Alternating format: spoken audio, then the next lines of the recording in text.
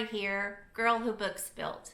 The Mande-A-Thon is an October read-along in which the host chooses a prompt for every letter of her first name. She starts with Mystery for M, and the mystery I'd like to read is Wilkie Collins' The Moonstone.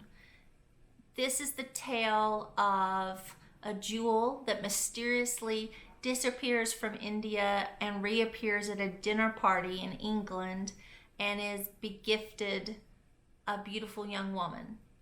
It's what happens to all of the people at the dinner party once that stone is introduced to the group. It has been called the first detective novel, and it's one I've never read, so I'm looking forward to reading it this month. The prompt Mandy chose for A is adventure.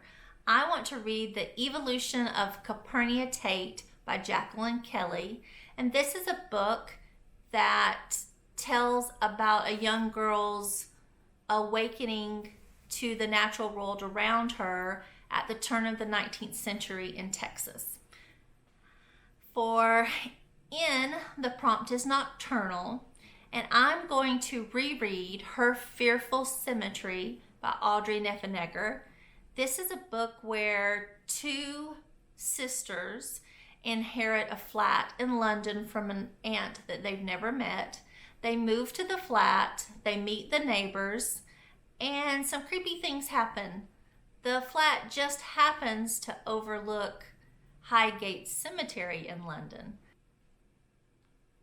Colson Whitehead's The Nickel Boys satisfies the D prompt for dungeon.